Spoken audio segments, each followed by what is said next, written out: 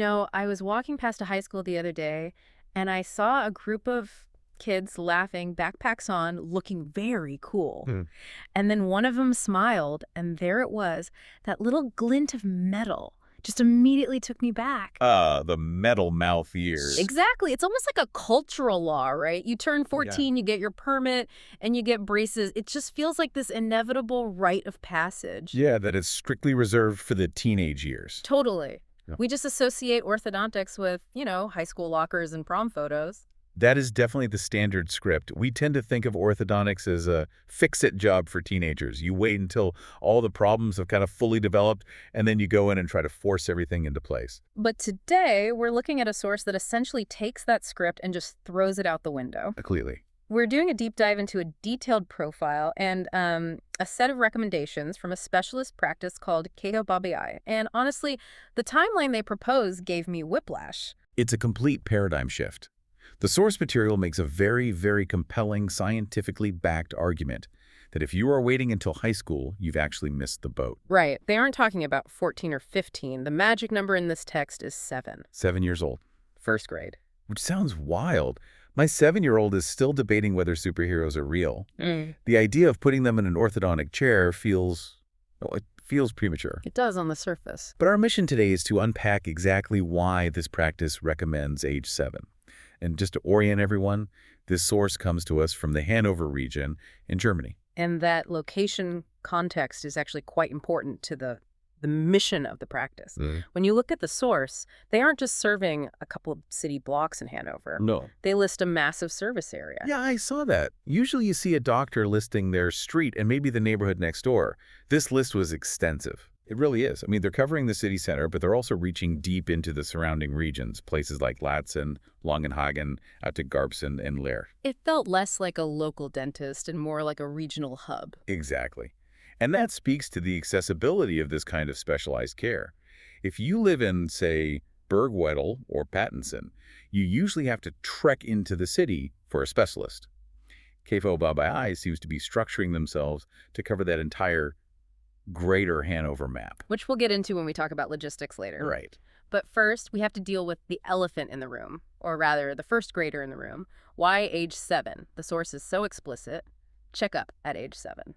Okay. So what is biologically happening at that age that matters so much? So to understand this, you have to stop thinking about teeth as just these static objects and start thinking about them as a dynamic system. At age 7, you are entering the phase known as mixed dentition. Mixed dentition. Sounds like a cocktail. Sort of a chaotic mix, yeah. Baby teeth are falling out, permanent teeth are erupting. But the crucial marker mentioned in the text is the arrival of the first permanent molars. The 6-year molars. Exactly. They come in behind the baby teeth. They don't actually replace anything. Okay, so they just pop up in the back like new construction. That's a great way to put it. And here is why that matters. Yeah. These molars, they determine the lock of the jaw. They set the bite height and the relationship between the upper and lower jaw. If these come in crooked, or if the jaw is too narrow, you can develop a crossbite. A crossbite. Explain that. Imagine a lid on a shoebox. The upper jaw should fit over the box, the lower jaw. A crossbite is when the lid fits inside the box on one side. Ouch. That sounds really uncomfortable. It's worse than uncomfortable. It's a developmental disaster, potentially. If a 7-year-old has a crossbite, they will shift their jaw to the side just to be able to chew. Oh, wow. And if they do that for years, the jaw actually grows asymmetrically. One side gets longer than the other. So by the time they're a teenager, you're looking at facial asymmetry that braces alone often can't fix. You might be looking at jaw surgery. Wow. Okay, so that really raises the stakes. We aren't just talking about a few crooked teeth. We're talking about the structural integrity of the face. Precisely. That's why the source emphasizes that severe misalignments can be treated particularly effectively at this stage. You catch that crossbite at 7, you expand the palate, which is easy to do because the bone is still soft and the jaw can grow straight. You've prevented a surgery 10 years down the line. You've potentially prevented a major surgery, yes. That makes the age 7 recommendation make so much more sense. It's like a reconnaissance mission. You're checking to see if the foundation is being poured correctly. That's a great analogy. But there is another layer to the age 7 thing in the text that I found surprising. It wasn't biological. Oh. It was psychological. Yes. The motivated school children comment. I loved that. It's a fascinating insight into pediatric behavior, isn't it? The source claims that 7-year-olds cooperate extremely well with treatment. I have to admit, when I read that, I laughed. I mean, getting a 7-year-old to consistently brush their teeth is hard enough. You're saying they are actually better patients than teenagers. Often, yes. Think about the developmental stage. At 7 or 8, children are in this pleaser phase. They look up to authority figures. They love routine. They love rewards. They love being told they're doing a good job. Exactly. So if the orthodontist says, hey, wear this removable plate every night to fix that crossbite, the 7-year-old usually does it with pride. It's their special task. Right. Now compare that to a 14-year-old. Well, a 14-year-old is dealing with social hierarchy, puberty, a desperate need for autonomy. The absolute last thing they want is another adult telling them what to do. Or what to wear in their mouth. Right. So compliance, actually getting the patient to wear the gear, is the biggest hurdle in orthodontics. And the source is highlighting that by starting early, you are surfing the wave of that childhood enthusiasm rather than fighting the tide of teenage rebellion. You're leveraging their personality just as much as their biology. That's brilliant. It really is. Now, sticking with this early phase, the source mentions a specific device that sounds, well, very technical, the space maintainer. This is one of the most underappreciated tools in all of dentistry. To me, it sounds like something from NASA, but the scenario they describe is so common. A kid loses a baby tooth early, maybe a cavity, maybe a playground accident. And I always thought, who cares? It's a baby tooth. It was going to fall out anyway. That is the most common misconception, and it can be a dangerous one. Why? If the seat is empty, won't the new tooth just take it whenever it's ready? Not necessarily. You have to understand a concept called mesial drift. Mesial drift. Okay, break that down for me. In the mouth, teeth have this natural tendency to drift forward toward the front of the face. It's like a line of cars at a red light. If one car turns off, what happens? The cars behind it creep forward to fill the gap. They creep forward.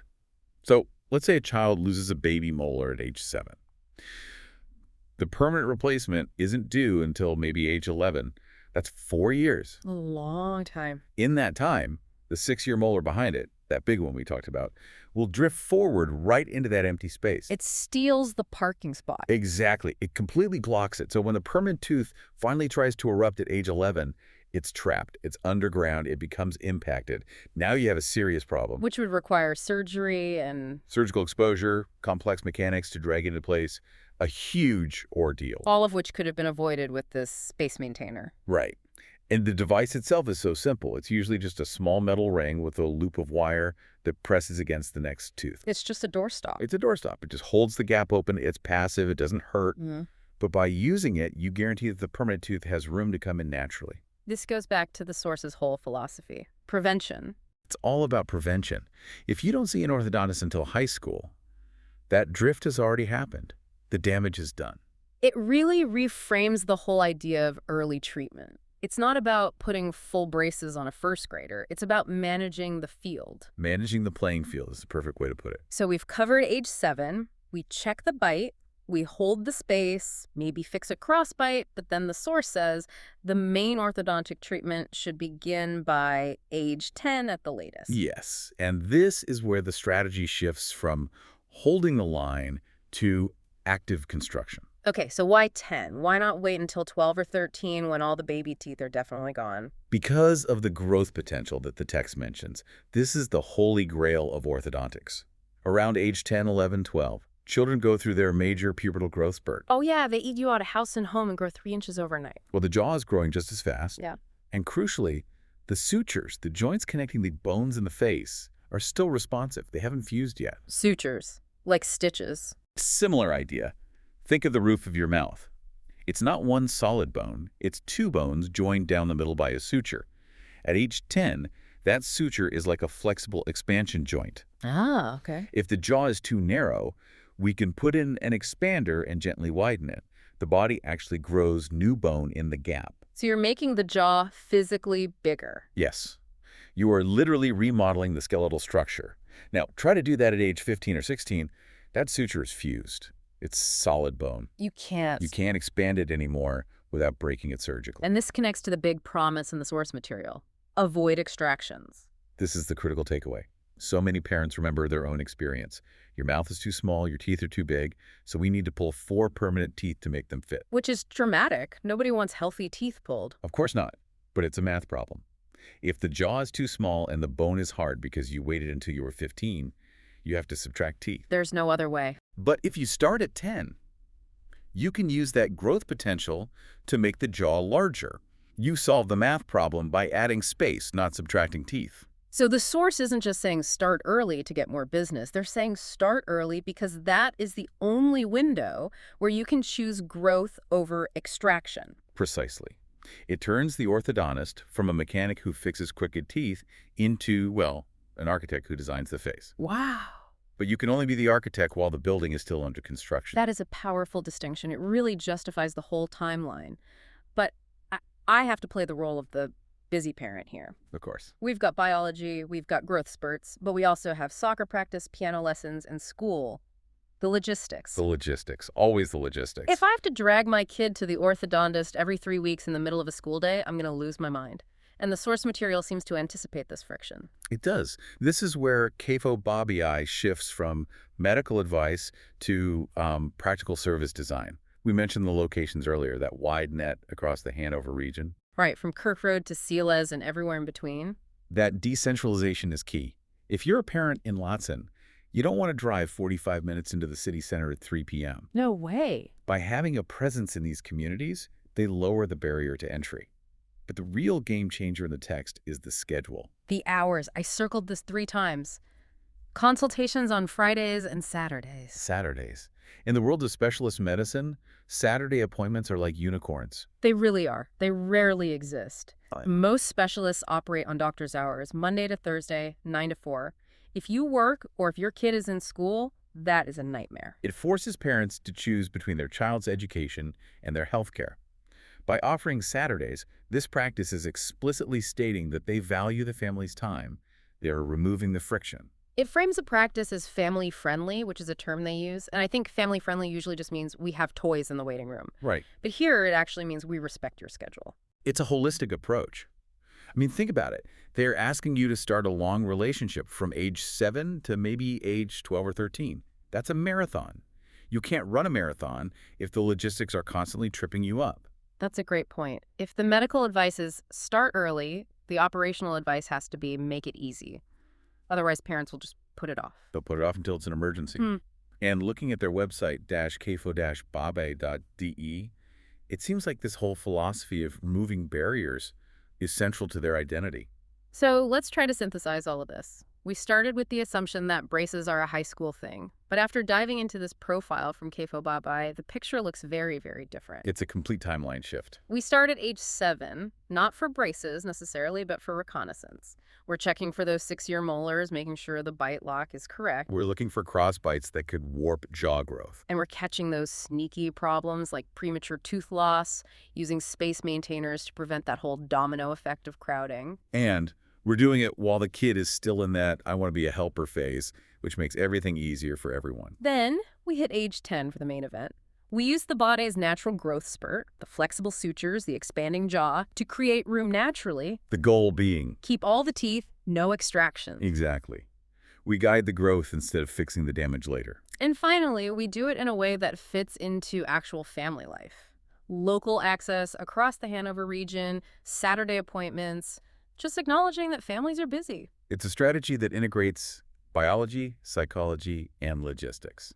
It's very cohesive when you look at it all together. You know, this whole deep dive has actually left me with a bit of a philosophical thought. Ooh, go on. Well, we've been talking about growth potential, this idea that there's this specific window where you can guide the jaw to grow perfectly rather than breaking it and resetting it later. Right. And it just makes me wonder, isn't that just a metaphor for parenting in general? That's deep. Go with it. But really, whether it's teaching a kid emotional regulation or how to study or how to be kind, there's this window where they are so malleable, where you can guide the growth. But if you wait until they're 18 to try and instill those values... You're doing corrective surgery. Exactly. You're fighting against hardened bone. It's so much harder to fix a broken adult than to build a strong child. That is the ultimate truth, isn't it? Yeah. Prevention requires more attention up front. You have to be watching. You have to be there at age 7. but the payoff is a foundation that works for a lifetime. A foundation that fits. Whether it's teeth or character, I think that's a good place to leave it. I agree. Thank you so much for joining us on this deep dive into the surprisingly complex world of early orthodontics. Check out the show notes if you want to look at the source material from KFOBABAI. We'll see you next time.